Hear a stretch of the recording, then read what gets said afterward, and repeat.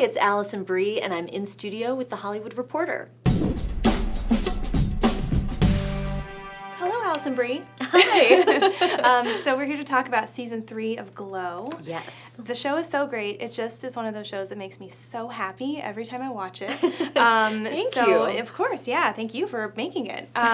Okay, so they're in Vegas this season. Yes. Why don't you tell me what they're doing in Vegas and where they're living and everything? Yes, the ladies have moved to Las Vegas, and they are now performing their, what once was a television show, as a live Vegas stage show. So they're doing the same show every night at the Fan Tan Hotel and Casino off of the Sunset Strip. The Sunset Strip? Off of the Vegas Strip. It's not Los Angeles. We did shoot it in Los Angeles. Yeah.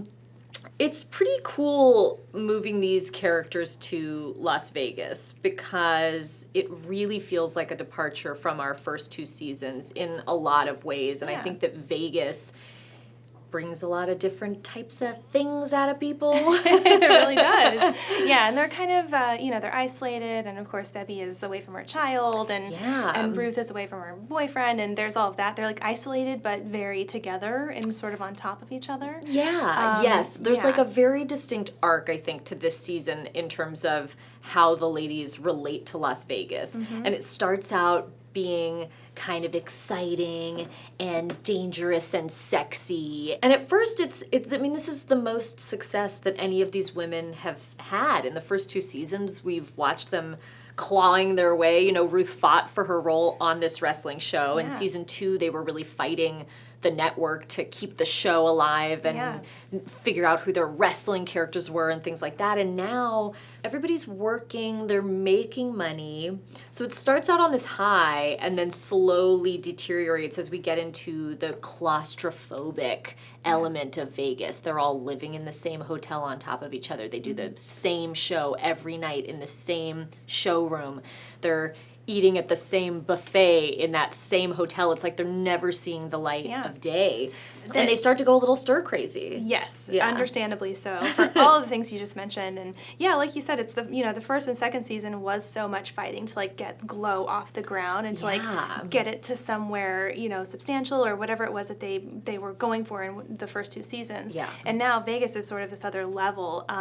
But how much of the storyline, either Ruth's storyline or the general storyline, did you know sort of going into the season? This is the first season where Liz Flahive and Carly Mensch, our creators, kind of sat me down and walked me through the arc of the season right before we started shooting. We're all together for a month before we start shooting because all the ladies come in to do wrestling training. Yeah.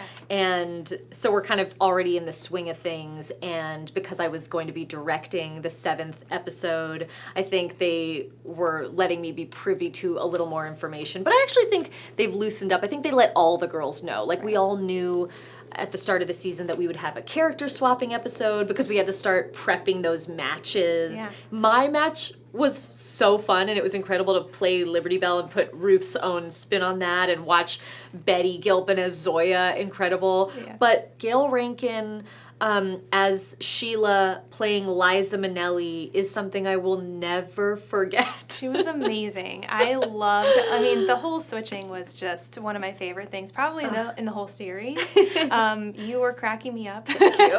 And so was Betty Gilpin playing her version of Zoya. It was really funny. That's such a fun episode. Totally. And I think it was a smart way to keep the wrestling fresh. We do our own stunts on the show, and I'm so proud of the work that I do and that the other women do, and we're a pretty strong bunch, and we've learned a lot of big moves, but I feel like we're hitting a bit of a ceiling in terms of how much bigger those moves can get.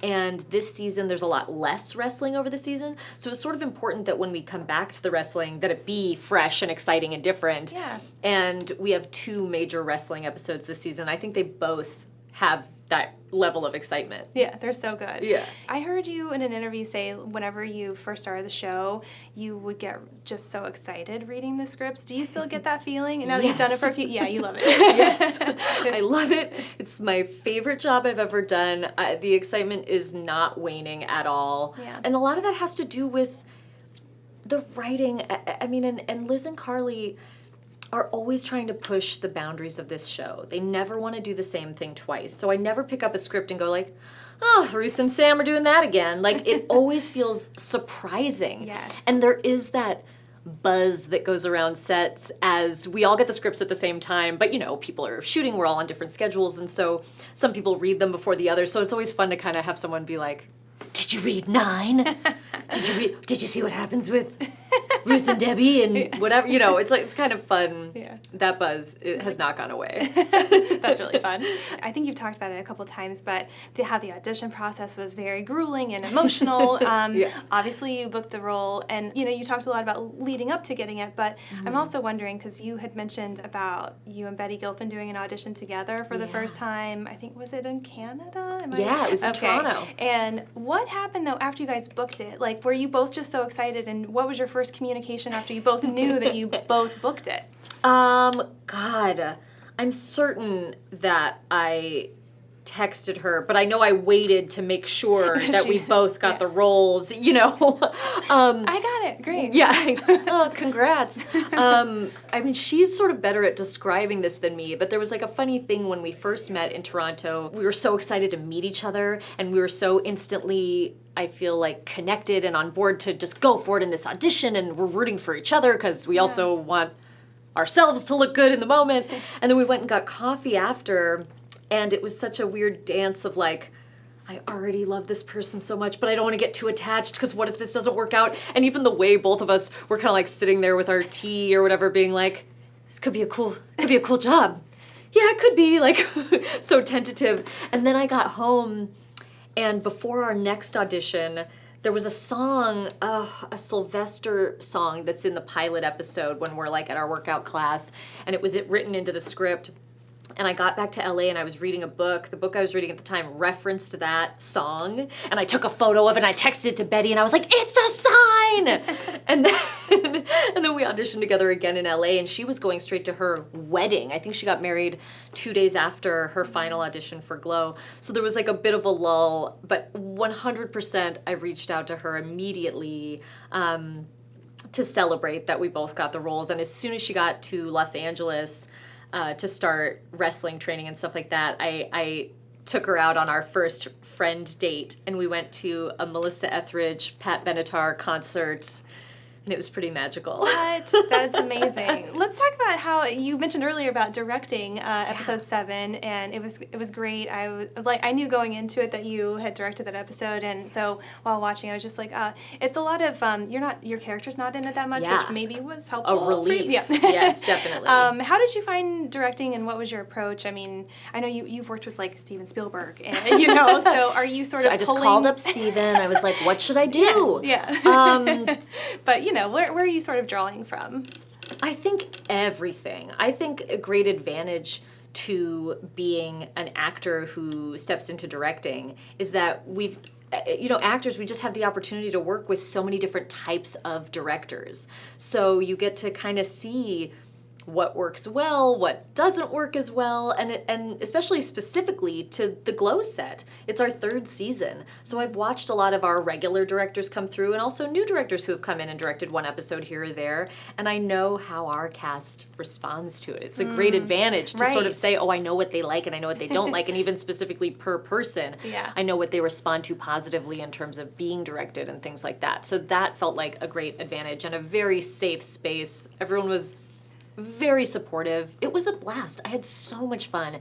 And in terms of talking about in season 3, keeping up that excitement, there was this new crazy thing that I was going to do in the middle of the season. Yeah. So the whole season felt like it was leading up to that. And after episode 7, I was a bit like, whew, okay, I'm just acting now. What a breeze. The last thing I'm sure you know what I'm going to ask next, which is, are you saying anything about season 4? Any notes on that? We don't know yet about season 4, so we're just crossing our fingers. All right.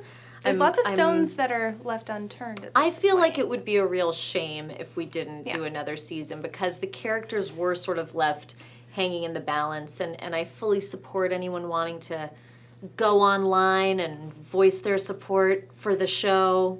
Couldn't hurt. All right, sounds good. Thank you so much again for stopping by. It's so good to see you. Love the show. You're so great in it. And everybody, watch season 3 of Glow on Netflix right now. Just turn this off and just go watch it. Do it.